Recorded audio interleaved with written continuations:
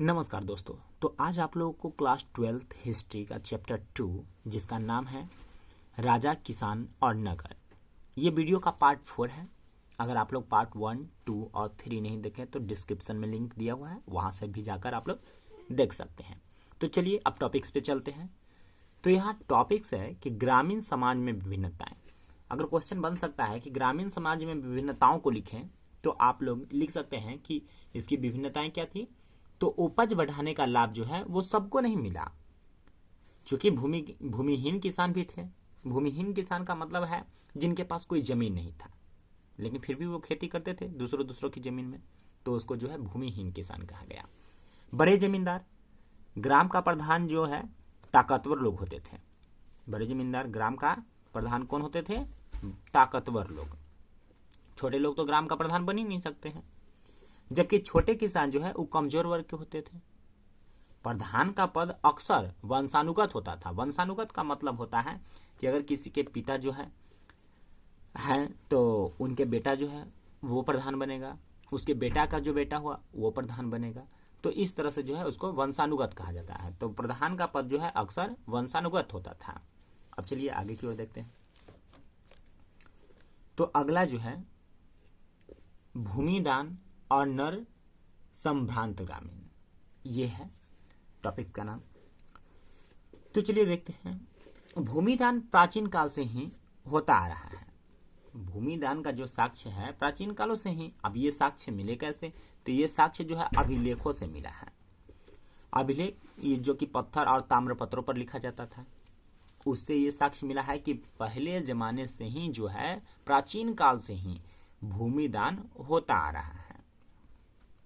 जो भूमिदान लेते थे उन्हें प्रमाण के रूप में अभिलेख दिया जाता था। अभिलेख जो कि ताम्र पत्रों पर लिखा हुआ होता था, वो एक प्रमाण के रूप में जो है उन्हें दिया जाता था। और ये जो भूमिदान है वो किसे दिया जाता था? तो भूमिदान जो है अधिकतर धार्मिक संस्थाओं को या ब्राह्मणों को दिया जाता था। अब ब्राह्मण का मतलब तो सब लोग समझ रहे होंगे, यानी कि पंडित। लेकिन ये धार्मिक संस्था क्या होता है? धार्मिक संस्था मतलब जिसे किसी को मंदिर बनाने के लिए या वृद्धाश्रम खोलने के लिए, ब्रह्माश्रम खोलने के लिए, इन सब चीजों के लिए जो है लोग अपने जमीनों को दान में दिया करते थे। अब चलिए आगे देखते हैं। तो अधिकतर अभिलेख जो है वो संस्कृत में लिखे होते थे। जितने भी ये अभिलेख मिले वो अधिकतर उनमें से संस्कृत में लिखे होते थे, लेकिन कुछ जो है वो तमिल तेलुगु में भी थे। चलिए क्या स्टोरी देखते हैं। तो चंद्रगुप्त द्वितीय जो कि एक राजा थे, उनकी पुत्री प्रभावती गुप्त थी। वो प्रभावती गुप्त के पास जो संपत्ति थी तथा उन्होंने दान भी दिया था, ये एक अपवाद है। जबकि संस्कृत ग्रंथों के अनुसार स्त्रियों का संपत्ति पर स्वतंत्र अधिकार नहीं था, यानी स्त्रियां स्वयं संपत्ति को मालिक नहीं बन सकती थी। या तो उस संपत्ति का मालिक उनके पति होंगे या फिर उनके पुत्र हो सकते थे। चूंकि प्रभावती जो एक रानी थी, हो सकता है इस वजह से इनके पास संपत्ति होगी और इन्होंने दान भी किए थे। तो चलिए अब आगे देखते हैं। तो अगला टॉपिक है नगर और व्यापार। तो देखिए अब नए नगर जो है 6ठी शताब्दी ईसा पूर्व में जो है नए नए नगरों का विकास हुआ था। नए नए नगरों का विकास कब हुआ था? 6ठी सदी ईसा पूर्व में। चूंकि अधिकतर नगर जो है वो महाजनपदों की राजधानी हुआ करती थी। यह नगर संचार के मार्गों से नजदीक बसते थे ताकि कम्युनिकेशन का जो सिस्टम है वो बना रहे, आवागमन, वहां से जो है आवागमन जारी रहे। पाटलिपुत्र जो कि अब वर्तमान में पटना के नाम से जाना जाता है, जो कि बिहार में है। ये जो है नदी मार्ग के किनारे है, गंगा नदी के किनारे। आप लोग भी जानते होंगे कि पाटलिपुत्र गंगा नदी के किनारे है। इन नदी मार्ग के किनारे होने से क्या फायदा था कि यहाँ से जो व्यापार है वो नावों के द्वारा जो है, जल मार्गों के द्वारा जो है आसानी से हो जाता था और ये काफी किफायती हो जाता था, जिससे प्रॉफिट ज्यादा होता था। अगला है उज्जैनी, जो कि एक भूतल मार्ग है। भूतल मार्ग का जो व्यापार है वो भूतल मार्ग द्वारा होता था। समुद्र तट जो कि पुहार है, पुहार कहाँ है? समुद्र तट के निकट। तो समुद्र तट से जो है समुद्र के रास्ता, समुद्री रास्ता से व्यापार होता था। एक देश से दूसरे देश तक का सामान को ले जाना और ले आना, वहां से व्यापार करना आसान हो जाता था। मथुरा जो कि व्यवसायिक केंद्र भी है और सांस्कृतिक केंद्र भी है। व्यवसायिक दृष्टि से भी देखा जाए तो एक अच्छा केंद्र है और सांस्कृतिक केंद्र भी है मथुरा। अगला, नगरीय आबादी में हम लोग बात करेंगे। नगरीय आबादी में देखिए कई वर्ग के जो लोग रहते हैं, लेकिन हम लोग को जो है अभी 2 वर्गों के बारे में यहाँ पर बात करेंगे, सम्भ्रात वर्ग और शिल्पकार वर्ग। सम्भ्रात वर्ग का मतलब होता है जिसमें अमीर लोग आते हैं। शिल्पकार वर्ग का मतलब होता है जो कि मजदूर वर्ग के लोग होते हैं, काम करने वाले, वो शिल्पकार वर्ग में आते हैं।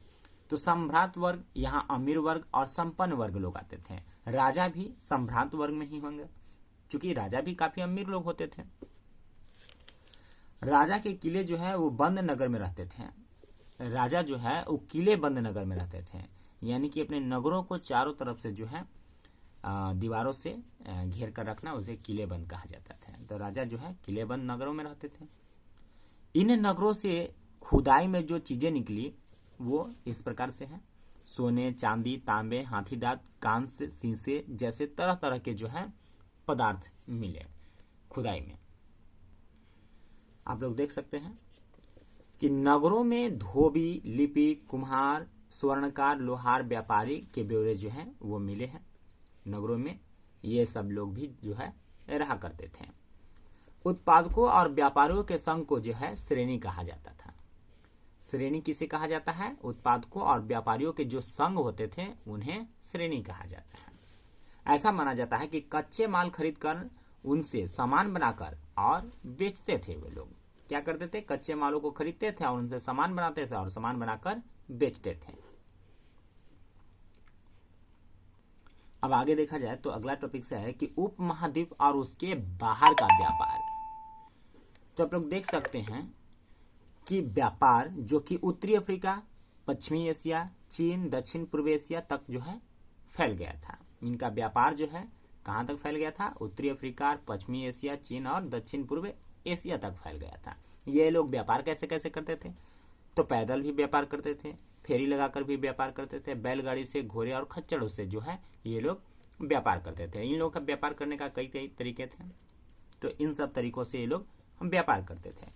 समुद्री मार्ग से भी यात्रा करते थे, क्योंकि समुद्री मार्ग से यात्रा करना काफी कठिन और खतरनाक होता था, लेकिन ये सस्ता होता था। इस वजह से है समुद्री मार्ग द्वारा ये लोग है यात्रा करते थे। नमक, अनाज, कपड़ा, धातु, पत्थर, लकड़ी, जड़ी बूटी आदि का जो है ये लोग व्यापार करते थे। चूंकि रोमन साम्राज्य में जो है वो काली मिर्च की जो है वो काफी भारी डिमांड थी, तो इसलिए जो है काली मिर्च का भी जो है ये लोग व्यापार करते थे। तो अब आगे चलते हैं। अगला टॉपिक है सिक्के और राजा। सिक्कों का चलन से जो है व्यापार काफी आसान हो गया। पहले क्या था? वस्तु विनिमय प्रणाली था, यानी कि अगर आपको कोई वस्तु खरीदना है तो उस वस्तु के बदले में आप कोई वस्तु दीजिए, फिर उस वस्तु को लीजिए। तो ये काफी प्रॉब्लम वाली बात थी। जब से सिक्कों का चलन हुआ काफी आसान हो गया, यानी कि अपने वस्तु दीजिए, उस वस्तु के बदले में आपको सिक्का मिलेगा, जो कि एकदम छोटा और कम मात्रा में होगा, लेकिन वो काफी मूल्यवान होगा।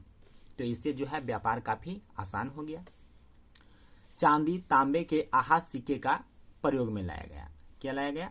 तो चांदी, तांबे के जो सिक्के हैं, आहत सिक्के, उनको प्रयोग। आहत सिक्के का मतलब क्या होता है?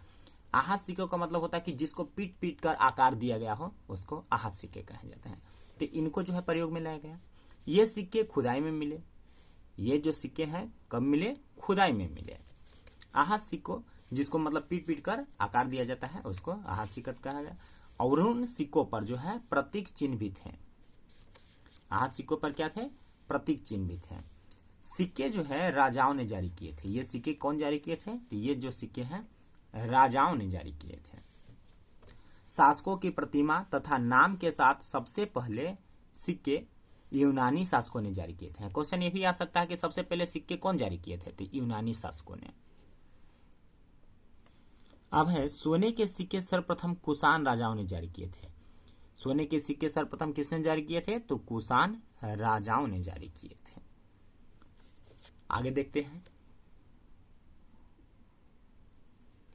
अगला है कि मूल्यवान वस्तु के विनिमय में सोने के सिक्के का प्रयोग होता था। अगर कोई मूल्यवान वस्तु को विनिमय किया जा रहा है, खरीद बिक्री किया जा रहा है, तो उस समय जो है सोने के सिक्के का लेन देन होता था। दक्षिण भारत में बड़ी तादाद में रोमन सिक्के मिले हैं। जब खुदाई हुआ तो दक्षिण भारत में जो है बहुत सारे तादाद में जो है रोमन सिक्के मिले। सोने के सबसे आकर्षक सिक्के गुप्त शासकों ने जारी किए थे। सोने के सबसे आकर्षक सिक्के कौन जारी किए थे? गुप्त शासकों ने। अगर आगे देखा जाए तो 6ठी शताब्दी में सोने के सिक्के मिलने कम क्यों हो गए? ये जो है बड़े क्वेश्चन है। ये 6ठी शताब्दी में है, सोने के सिक्के मिलने कम क्यों हो गए? तो ये आप लोगों को कमेंट में छोड़ते हैं। आप लोग इसका आंसर कमेंट में दीजिए कि 6ठी शताब्दी में जो है सोने के सिक्के मिलने कम क्यों हो गए थे। अब चलिए आगे चलते हैं। अगला पॉइंट है कि अगर क्वेश्चन हो जाए कि अभिलेखों का अर्थ कैसे निकाला जाता था, इस तरह का अगर क्वेश्चन आ जाए तो आप लोग ऐसे जवाब दे सकते हैं कि अक्षरों को पढ़ा जाता था, उससे समझा जाता था, तुलना करके।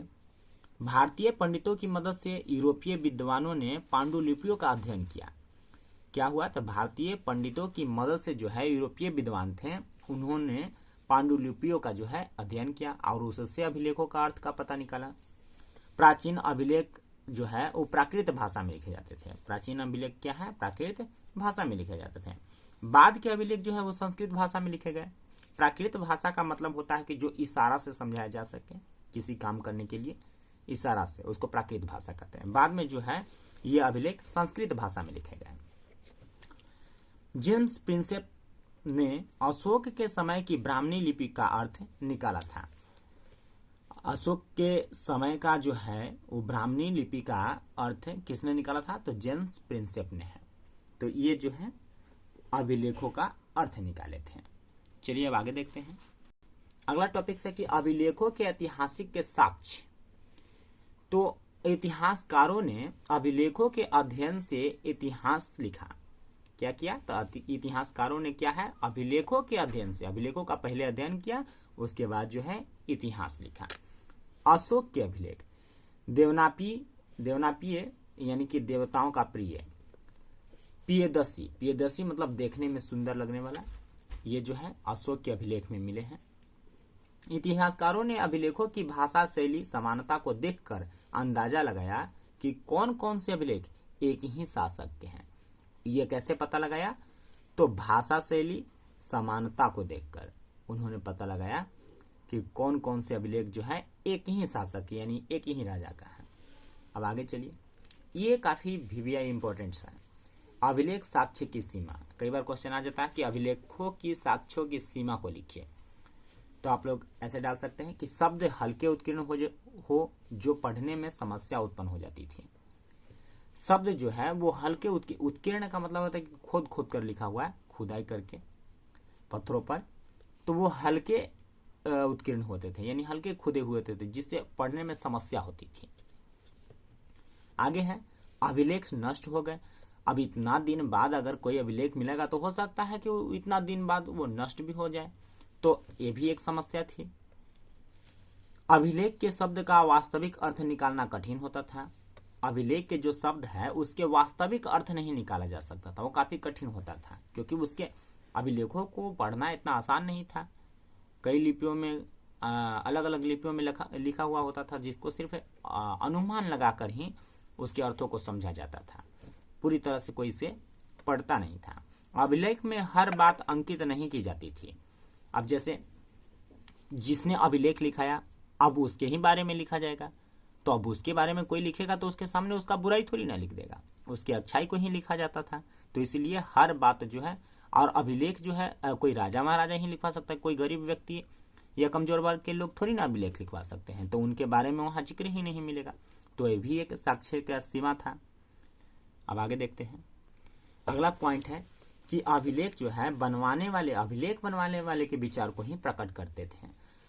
अभिलेख शास्त्री जो अभिलेख लिखते थे वो लोग क्या करते थे? अभिलेख बनवाने वाले के विचार को ही प्रकट करते थे, उनके विचारों के बारे में ही बताते थे। बाकियों के तो विचार के बारे में तो उसमें लिखा ही नहीं जाता था। तो ये जो है वीडियो यही समाप्त करते हैं। तो ये जो था पूरा वीडियो था। तो आज भर के लिए इतना ही। बने रहिए मेरे चैनल पर, ऐसे ऐसे ही इससे संबंधित और भी वीडियो आएंगे, तो आप लोगों को पढ़ने में इससे आसानी हो जाएगा। इतना देर देखने के लिए धन्यवाद।